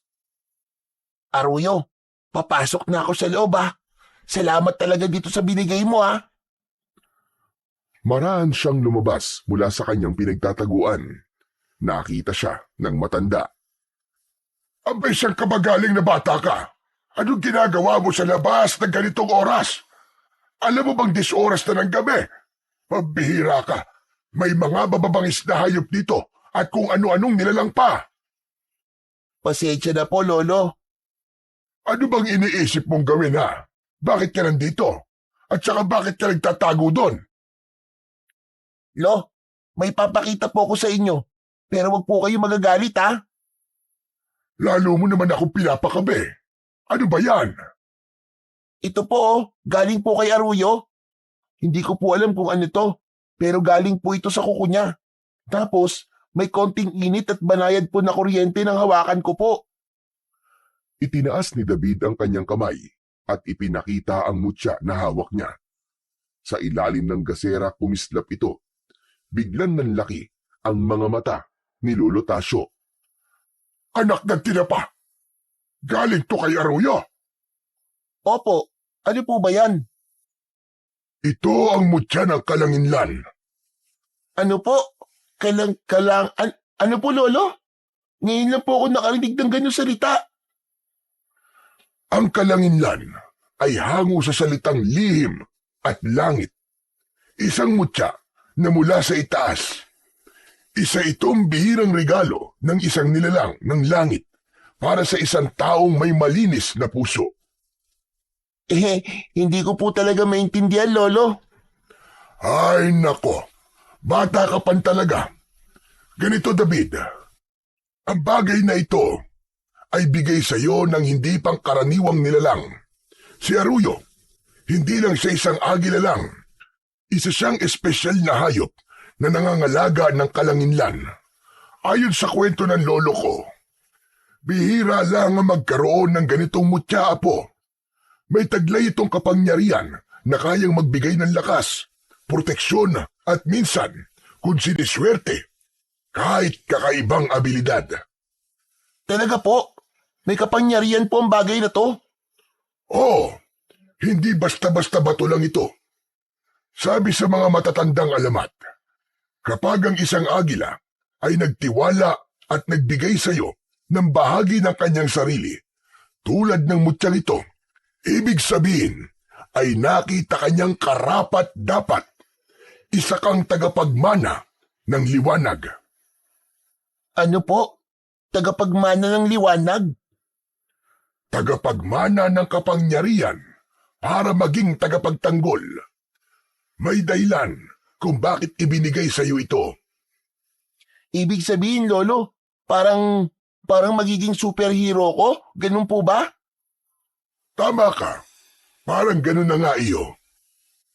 David, pag-ingatan mo ang mutya na ito. Hindi pa natin alam kung anong dahilan kung bakit ito ibinigay sa iyo ni Arroyo. Bihira at hindi lahat ay nabibigyan ng ganitong tiwala ng isang nilalang na gaya ng agilang alaga mo na si Arroyo. Lolo, may sasabihin pa po ko. Hindi po kaya ibinigay po sa akin ng mutya ay para kalabanin ko po ang mga aswang? Sandali lang. Bakit mo naman nasabi yan? Kasi sasabihin ko na po sa inyong totoo. Kaya po ako nagtago doon. May aswang po ako nakita kanina eh. 3 po sila lumilipad. Hindi po tao hindi rin po ibon. Parang tao po na may pakpak na parang paniki. Ang lalaki po ng mga mata Maitim po ang balat at may mahahabang mga kuko. Nakakatakot po talaga sila. Mabuti na nga lang po, tinago po ako ni Arroyo eh. Ano ka mo? Mga aswang? Kaya pala may nararamdaman akong kakaiba kanina. Talagang namiminsala na naman pala ang mga nilalang na yon. Mabuti na lang at nakapagtago ka. Baka kung nakita ka naman ngayon, baka kinain ka na ng buhay. Ang mga aswang na yon ay walang awa. Malulupit sila at walang patawad. Talaga po? Naku, nakakatakot naman. Tama ka. Nakakatakot talaga sila. Kaya nga palagi ko sinasabi sa iyo na wag kang magbubukas ng pinto o kaya ng bintana. Tapos lumabas ka pa. Abay napakatigas ng ulo mo. Pasensya na po, Lolo. Hindi ko naman po sinasadya eh. Hindi ko na po uulitin. Abay dapat lang. Kung hindi, lagot ka talaga sa akin. Alam mo, Apo, gusto lang kitang protektahan. Mahirap na. Hindi natin alam kung kailan darating ang panganib. Naiintindihan ko po, Lo. Salamat po. Pangako po, hindi na po ako magpapasaway. Hala sige, halika na. Pumasok na tayo. Bukas ng umaga kailangan natin pag-usapan yan ng mas detalyado. Kailangan mo ring matutunan kung paano gamitin ng tama ang mutyang yan. At higit sa lahat, kailangan mong matutong protektahan hindi lang ang sarili mo, kundi pati na ang mga taong nasa paligid mo. Tahimik siyang sumunod sa kanyang lolo, papasok ng bahay. Maaga pa lamang ay nasa bahay na nila David si Miko. Nanginginig pa ang boses nito habang tinatawag ang pangalan ng kanyang kaibigan. Agad naman na lumabas si David at sinalubong ito. David! David, may balita ako! Grabe! Uy, bakit? Anong meron, Miko? Narinig ko. Pinag-uusapan ng mga marites sa kanto na may mga nawawalan daw ng mga alagang hayop. Aso, kambing, pati yung kalabaw ni Mang Ilyas. Nawala. Tapos may nakapagsabi na aswang daw ang dumali sa mga hayop. Sigurado ka ba, Miko? Ang aga mo nakipagkismisan ah. Grabe ka. Huwag ka naman tumawa. Ninenervyos na nga yung tao eh. Nagkakagulo na ang mga tao. Kasi may nagpatunay na may mga sumalakay nga daw na aswang kagabi. May nakakita sa mga aswang na lumilipad. Mga mukha daw dambuhalang paniki. Nakakatakot talaga. Tignan mo, nagtatayuan na ang mga balahibo ko dahil sa takot. Teka, mga aswang na parang paniki. Oo, bakit di ka ba naniniwala? Naniniwala. Talaga? Aba, ayos kung ganun. Totoo naman talaga eh. Di ba na may mga aswang? Oo, totoo yun. Kasi, nakita ko din sila kagabi. Tugma sa kwento mo ang mga itsura nila. Hala, talaga? Nakita mo? Kung ganun, totoo nga. Kasi maski ikaw nakita mo eh. Maya-maya, lumabas si Lolo Tasyo sa pinto. May daladalang bagay na nakabalot ng pulang tela. David, halika! Tapos ko na! Lumapit si David at Miko. Marahang inalis ni Lolo Tasyo ang tela at inilantad ang isang kwintas. Ang mutya ng kalanginlan, nakapaloob sa isang itim na metal na nakakabit sa matibay na tali. Lolo, ang ganda! Ano yan? Ito ang mutya ng kalanginlan na bigay sa akin ni Arroyo. Isang mutya? Galing sa agila? Oo, tama ka, Miko. Ginawan ko lang ito ng kwintas para mas madaling dalhin ni David. Isa pa, ay para hindi ito basta-basta mawawala at hindi rin mananakaw. Ang swerte mo naman, David. Binigyan ka ng kapangyarihan. Ang astig pala ni Arroyo, no? Kaya nga nagulat nga ako. Bakit sa akin niya ibinigay ang bagay na to? Bakit ikaw binigyan? Di ba, pareho naman tayong tumulong sa kanya. Pareho tayong nagligtas sa kanya mula sa mga aswang. Pero sa iyo lang siya nagbibigay ng mutya. Hindi ko rin alam, Miko Ganun ba? Ayos lang. Nagtataka lang naman ako O sige na, uuwi na ako. Tinatawag na yata ako ng tatay ko. Umalis si Miko nang hindi na lumingon. Halata ang konting tampo ng kaibigan. Napailing na lang si David. Napansin naman siya ni Lolo Tasyo. Hayaan mo na. Lilipas din ang tampo nun. Wala namang kayong magagawa kung talagang ikaw ang pinili ni Arroyo na bigyan ng agimat. O ito, tanggapin mo itong mutya. Ibinigay ni Lolo Tasyo ang kwintas. Pagkasuot ni David, may mainit ulit na naramdaman siya sa kanyang dibdib. Lolo, mainit po. Normal lang yan na po. Ibig sabihin yan, tinatanggap ka ng mutya. Ngayong nasa iyo na yan, sasabihin ko na kung ano ang kapangyarihan ng bagay na yan. Ang mutya ng kalanginlan ay nagbibigay ng proteksyon, lakas at mas matalas na pandama. Bibigyan ka rin ito ng kakaibang bilis at tapang. Pero dapat may orasyon ka din. Teka, heto, basahin mo ito at ikabisa dahil ang orasyong ito ay kayang palakasin palalo ang kapangyarihan ng mutya. Teka, ba't niyo po sinasabi sa akin to, Lolo? Sinasabi ko sa iyo dahil malaki ang posibilidad na mapalaban ka sa mga aswang po. Dapat may alam ka para meron kang laban. Dahil hindi sapat na may mutya ka lang. Dapat alam mo kung ano ang kalakasan ng iyong kwintas. Kinuha ni David ang isang piraso ng papel na iniabot sa kanya ng matanda. Ito ay isang orasyon na may nakasulat na sinaunang lengguwahe. Tinuruan siya ng matanda kung paano ito bigkasin. Banggitin mo ang orasyon na ito tuwing lalaban ka. Opo, salamat po, Lo. Isa pa, kailangan mo rin ang sandata. Heto sibat. Inabot ni Lolo Tasyo ang mahabang sibat na gawa sa kahoy ng balete at bakal na pinanday pa sa lumang paraan. Mabigat ito at mahaba, halos kasing tangkad ni David. Grabe, ang bigat naman po nito, Lolo. Di ko po yata ito kayang gamitin. Abay, kailangan mong matutunan. Pero kung ayaw mo, pwede rin natin palitan. Anong gusto mo? Lo, pwede po bang tirador na lang po? Ano ka mo, tirador? Aba, sige. May ideya ako. Hintayin mo ko. Umalis si Lolo Tasyo. Pumasok ito sa loob ng bahay. Pagkalipas ng ilang sandali, ay lumabas ito at may bitbit na tirador sa kanyang kamay. Kakaiba ito sa lahat ng nakita ni David. Ang hawakan ay gawa sa sungay ng usa, pinakinis at inukitan ng mga sinaunang simbolo. Ang goma ay mukhang matibay pa. Ang sandata na ito ay hindi basta-basta. Pag ginamit mo ito, parang bala ng baril ang lakas niyan. Wow! Ang astig po nito, Lolo. Saan po ito galing? Pamana yan sa akin ng tatay ko, pero hindi ko naman nagagamit. Ngayon ay panahon na para ipamana ko to sa'yo. Pero hindi ito isang laruan na. Opo, Lolo.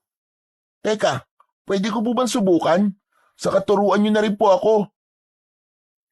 Agad na tumango si Lolo Tasyo.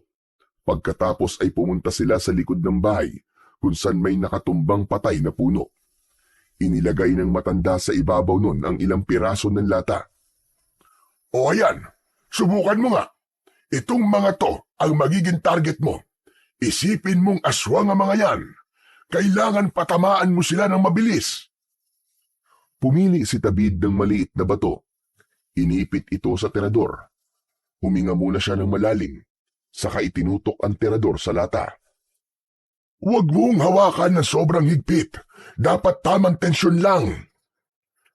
Saglit na tumango si David at muling inayos ang pagkakahawak sa tirador. Pinakawalan niya ang bato. Tumama ito sa lata. Lolo, ang galing ko! Nagawa ko po! Magaling. Sa tamang paggamit niyan, nasasamahan mo ng kapangyarihan ng orasyon at mutya. Kaya niyang dumurog ng bungo ng aswang. Pero kailangan mo pa ng ensayo. Sige, ituloy mo lang yan. Doon na muna ako sa loob ng bahay. Pagbutihin mo, Apo. Sige po, Lolo. Salamat po ah. Ayos. Panalo talaga to. Ngumiti si Lolo Tasyo bago pumasok sa loob ng bahay. Samantala, nagpatuloy naman ang sunod-sunod na balita tungkol sa mga nawawalang hayop sa baryo. Araw-araw ay may nagrereklamo. Ang mga tao ay unti-unti nang kinakain ng takot. Marami ang lumapit kay Lolo Tasyo. Nakiusap, nagawa niya ng paraan ang problema ng kanilang baryo. Dahil kilala nila na dating antingero ang matanda. Alam nilang kaya nito na labanan o puksain ang mga namemerwisyong aswang. Ngunit isa lang ang palaging sagot ng matanda sa kanila. May tamang panahon. Kailangan munang maganda. Si David, bagamat sanay nang gamitin ang tirador, ay halos araw-araw pa rin nag-iensayo. Ngunit isang gabi, habang mahimbing ang tulog ng maglolo, biglang nagising sila sa narinig na malalakas na sigaw. Ah! Tulong! Tulong, saklolo! Napabangon bigla si David. Lumabas siya ng kwarto. Halos kasabay niyang lumabas ang kanyang lolo. Nagkatinginan sila. Parehong kabado.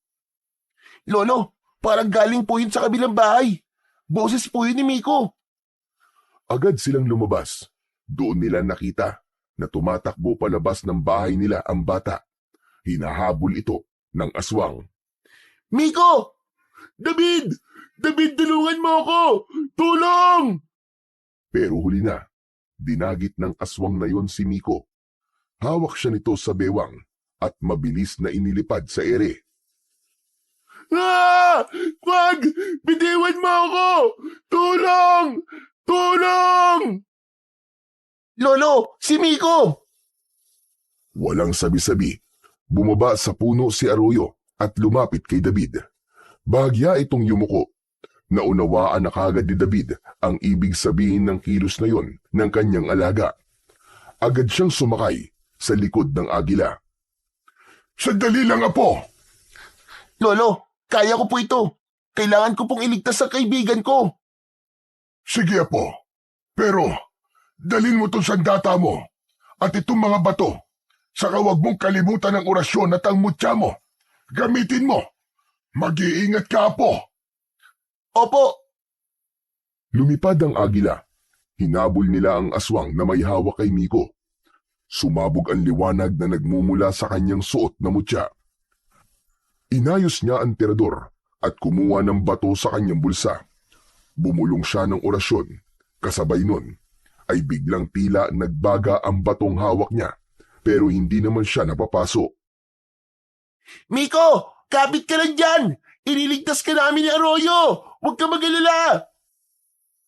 Agad niyang pinuntirya ang ulo ng aswang nang pakawalan niya ang bato para itong naging isang bolang apoy. Sapul ang kalaban sa sentido. Agad na nagliyab ang ulo nito. Nabitiwan nito si Miko. Ah! Arroyo! Si Miko, dali! Agad na lumipad ng mabilis si Arroyo patungo sa nalalaglag na si Miko. Sinalo nila ang kaibigan sa ere. Mahigpit na yumakap kay David. Dahan-dahan silang bumaba. Ayos ka lang ba, Miko? Pero hindi nakasagot si Miko kagad. Tinitigan lang sila. Bakas sa kanyang muka ang takot, ang trauma, at ang matinding lungkot. Nang magsalita siya, parang halos pabulong, ngunit sapat para marinig ng maglolo. Akala ko mamamatay na ako. Ligtas ka na, Miko. Kasama mo na kami. Pero ang mga magulang ko, wala na. Patay na sila. Pinatay sila nung aswang. Paano na ako ngayon? Napayuko si Miko habang patuloy na umiiyak. Nanginginig ang kanyang balikat. Ang kanyang mga kamay ay mahigpit na nakakabit sa kanyang tuhod. Hindi ko man lang sila natulungan. Wala po akong nagawa. Wala akong silbing anak. Miko, pasensya ka na kung nahuli kami ni Lolo. Meron lang man sana kaming nagawa. Samantala, si Lolo Tasyo ay napatingin sa lupa. Malalim ang buntong hininga niya at bakas sa kanyang muka ang bigat ng konsensya. Bahagya siyang napapikit, parang sinisisi ang sarili sa nahuling pag-aksyon. Wala na tayong magagawa. Nangyari na ang trahedya. Pero hindi na natin nahayaan na may iba pang mabiktima ang mga aswang na yon. Tinapik ni David ang balikat ni Miko. Huwag ka mag-alala, Miko. Kung gusto mo, dumito ka na muna sa amin. Hindi kita pababayaan. Napatingin si Miko sa matanda. Tumayo ito at niyakap ng mahigpit si Lolo Tasyo. Niyakap din niya si David. Kagad na nabalitaan ng mga taga-baryo ang nangyaring trahedya sa pamilya ni Miko. Galit na galit ang mga tao, pero may bahid ng takot, lalo na't alam nilang may mga kasamahan pa ang aswang na tumapos ng buhay ng mga magulang ng bata. Kaya't hindi na sila nagpatumpik-tumpik pa. Nagtipon ng lahat ng malalakas na lalaki sa baryo sa gitna ng plaza. Pinangunahan ito ni Lolo Tasyo at ilang opisyal ng baryo. Ngayong araw, tutuldukan na natin ang kasamaan ng mga aswang na yan. Handa ba ang lahat na makipaglaban at ipagtanggol ang baryo laban sa kanila? Sumagot ang mga tao na handa sila. Itinaas nila ang mga hawak na sandata, mga pana, sibat, matutulis na kahoy, itak at iba pa. Sige, humanda na kayo. Ngayon natin sila sasalakayin. Dahil sa oras na ito, mahihina sila. Tulog sila kapag araw. Nagsigawan ang mga taga-baryo bilang simbolo ng kanilang tapang at determinasyon. Sumunod lang kayo sa akin. Ang agila ang magiging gabay natin. Dapat tahimik lang tayo. Wala munang mag-iingay sa gubat. Kapag nasa pugad na tayo ng mga aswang, saka tayo sabay-sabay na aatake. Susunugin natin ang kanilang mga bahay. Tumango ang lahat. Isa-isa silang lumakad bitbit ang kanilang mga sandata. Dala ang pag-asa na sa wakas ay matatapos na ang kalbaryo sa kanilang baryo. Habang naglalakad sila papunta sa gubat, ang mga naiwang kababaihan at mga bata ay nagdarasal habang may hawak na mga krus at rosaryo. Nakaluhod habang nakatingin sa direksyong tinahak ng mga lalaking mandirigma ng kanilang baryo. Sigurado ka bang kaya mong sumama? Oo naman, ipaghihiganti ko ang pagkamatay ni nanay at tatay, David. Kung ganon, handa ka na. Handang-handa na ako. Para ito sa pamilya ko at para sa lahat ng mga naperwisyo nila.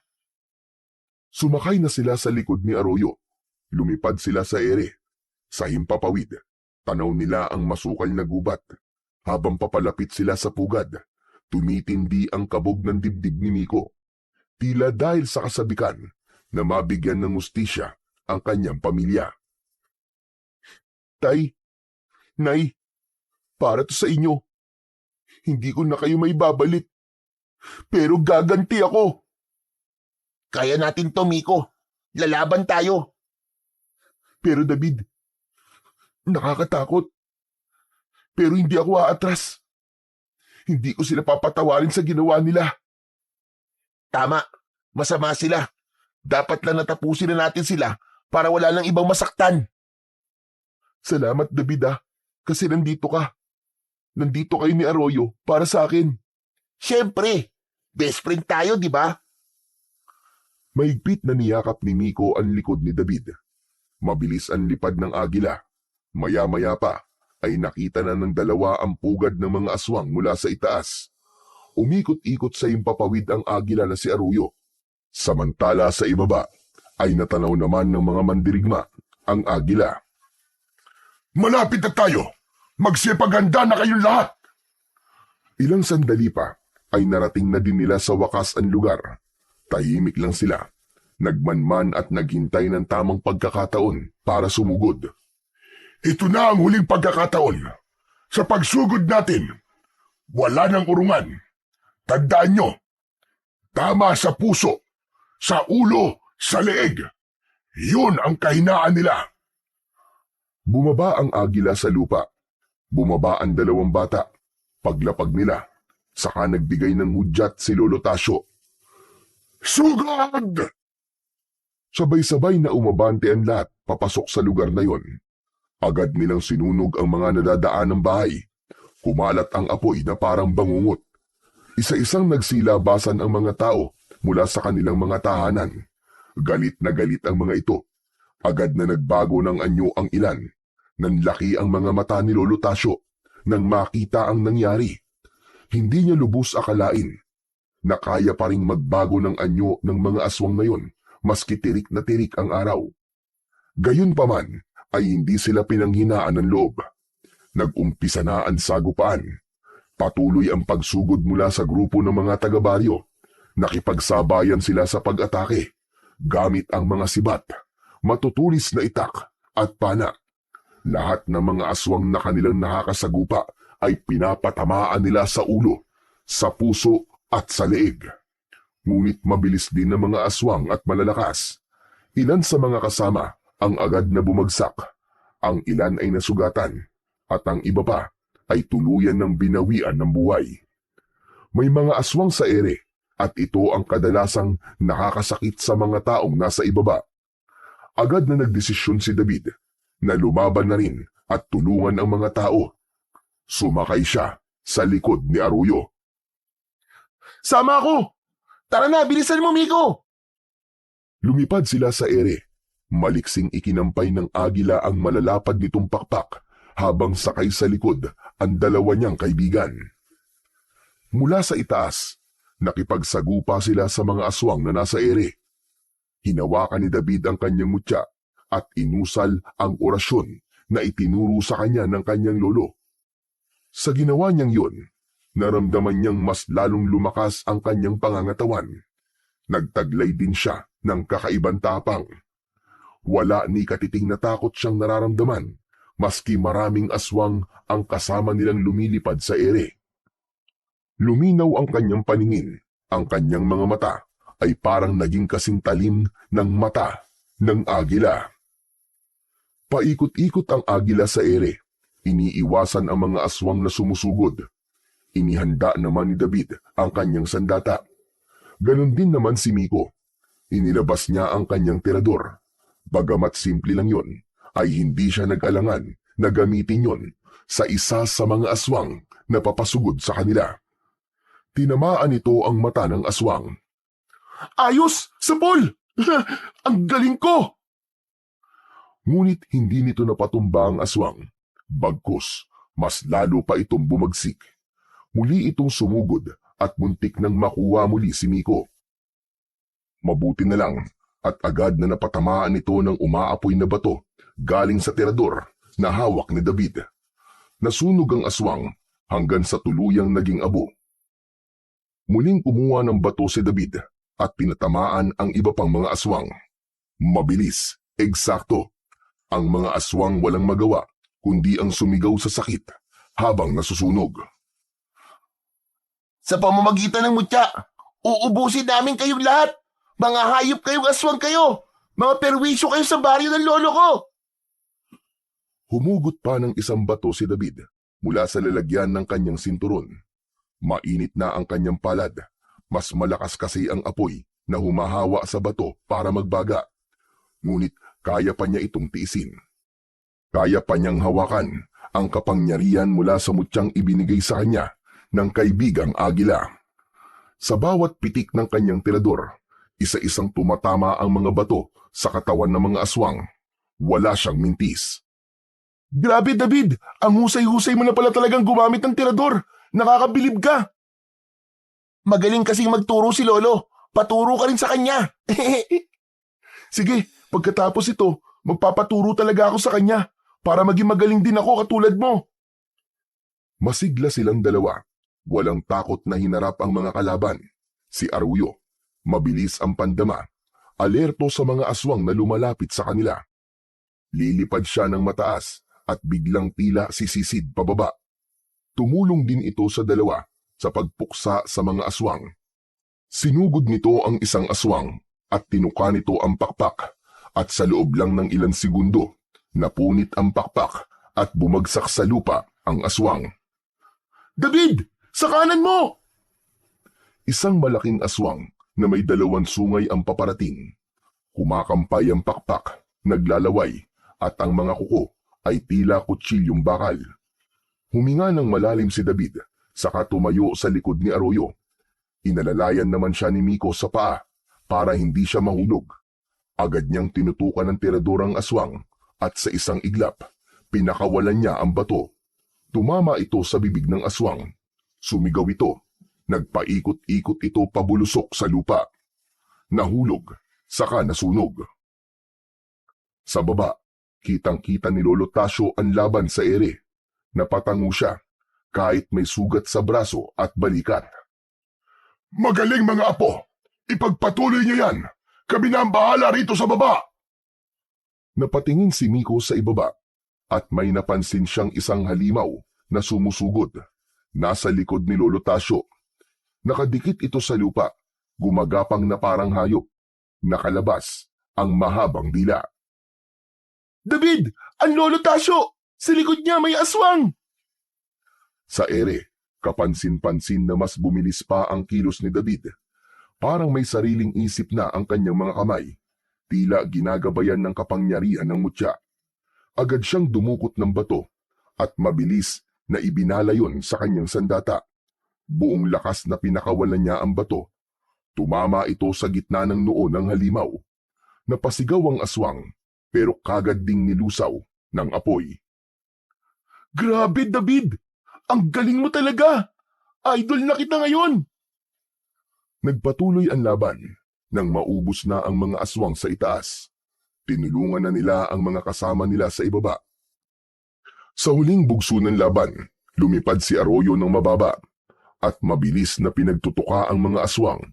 Kasabay nito ay mabilis ding kumilos si David. Pinatamaan ng mga kalaban ng kanyang nag-aapoy na mga bato at ang grupo ni Lolo Tasyo, inatake nila ng sabay-sabay ang natitira pang mga aswang hanggang sa wala nang natirang buhay. Natapos na ang laban. Tapos na! Wala na silang lahat! Wala nang aswang na mamemerwisyo sa baryo! Salamat sa mutya. Salamat sa iyo. At siyempre, salamat sa iyo, Arroyo. Ang galing natin! Salamat mga apo. Kundi dahil sa inyo, baka tapos na rin kami rito sa baba. Ipinagmamalaki ko kayo. Hindi po namin magagawa to kung hindi po tayo nagtulungan, Lolo. Lahat po tayo lumaban. Lahat tayo superhero. Tama, kaya mahusay tayong lahat. Ang galing! Natalo natin ang salot ng mga aswang. Pagkatapos ng madugong laban, unti-unting natahimik ang paligid. Sabay-sabay na bumalik ang grupo sa baryo. Sa bungad pa lang ng gubat ay sinalubong na sila ng mga nag-aabang na kababaryo. Umiiyak sila sa tuwa nang malamang nagtagumpay ang mga ito na puksain ang mga aswang. Ngunit malungkot din nang makita ang bangkay ng ilan sa mga namatay nilang kasamahan. Iba-iba ang naramdamang emosyon ng mga taga-baryo, ngunit mas nakakahigit ang saya nila sa katotohanang ligtas na ang kanilang baryo sa anumang banta ng mga aswang. Nilapitan ng mga tao si David at Lolo Tasyo. Nagpasalamat sila dito. May ilan pang nagsasabi na si David ay isang tunay na bayani. Nahihiyaman, ngumiti si David at tumingin kay Lolo Tasyo. Hindi ko po ito nagawa ng mag-isa. Lahat po kami nagtulungan. Si Miko, si Lolo, si Arroyo, sila po. Lahat po sila tumulong. Sa tabi, napangiti na rin si Miko. Hawak pa sa kanyang kamay ang kanyang tirador na ginamit sa pakikipaglaban. Ilang araw pa ang nakalipas ay inilibing na ang mga magulang ni Miko. At nang matapos yun, lumipat na kagad ang bata sa bahay ni Lolo Tasyo. Doon na siya tumira kasama ang kanyang kaibigan ni si David. Dahil doon ay mas naging malapit sila sa isa't isa. Nagturingan na parang tunay na magkapatid. Sama-sama silang kumakain, nagtutulungan sa mga gawaing bahay at iba pa. Samantala, isang araw, habang naglalaro ang dalawa, ay napansin nila si Arroyo. Papalapit sa kanila. Nang tuluyang makalapit ay iniyuko nito ang kanyang ulo, kasabay ng pagladlad ng malalapad nitong mga pakpak. Bakit? May problema ka ba, Arroyo? Miko, parang nagpapaalam na siya sa atin ah. Ano? Bakit naman? Natahimik si David. Biglang pumasok sa isip niya na tapos na ang misyon ni Arroyo. Lumapit ang bata at niyakap ang kaibigang Agila. Pagkatapos nun ay lumipad na ito, paikot-ikot sa itaas, waring binabati ang lahat sa huling pagkakataon. Pagkatapos nun ay unti-unti na itong lumayo hanggang sa tuluyang nawala sa paningin ng lahat. Paalam! Paalam, Arroyo! Paalam, kaibigang Agila! Maraming salamat sa iyo! Hanggang sa lumipas pa ang ilang buwan, dumating ang nanay ni David. Anak, uwi na tayo. Ngumiti lang ang bata, tumango ng marahan at magalang na sumagot sa kanyang ina. Mama, pwede po bang dito po muna ako? Gusto ko pa pong makasama si Lolo, tsaka po si Miko.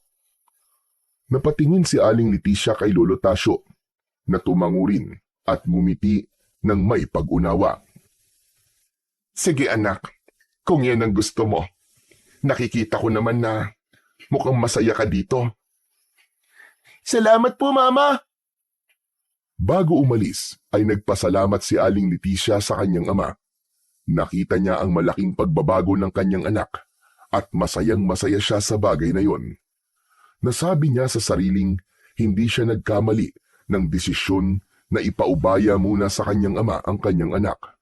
Ngunit lingid sa kaalaman niya, isinikreto ng maglolo at ng mga taga-baryo ang malabangungot na naging karanasan sa kamay ng mga aswang. Hindi ito nalaman ni Leticia. Naiwan si David at nanatili sa piling ng kanyang lolo Tasyo at ni Miko. At simula noon, maraming mga taga-baryo ang nagsabi na malaki na ang pinagbago ng bata. Hindi na ito palaaway, hindi na pasaway tulad ng dati. Palakaibigan na ito at kinagigiliwan na ng lahat. Naging responsable at naging mabait na bata. Ngayon ko lang napagtanto na hindi lang palalaban sa mga aswang ang napagtagumpayan natin, Miko. Napaglabanan din ng apo ko at sarili niyang dating ugali. At para sa akin, Yun ang pinakamahalagang laban na napagtagumpayan niya. Kaya nga po, Lolo the best na ngayon si David. At mula sa araw na yon, nagtuloy-tuloy ang masayang buhay sa baryo. Hindi na muling nagbalik ang kadiliman. Dahil sa kabayanihan, pagkakaibigan, at tunay na malasakit, muling nanalo ang kabutihan laban sa kasamaan. Sa pamamagitan din ng pangyayari na yon, ay muling napatunayan na hanggang may pagkakataon pa ay kayang magbago ng isang tao sa pamamagitan ng tamang aruga, pangunawa at pagmamahal.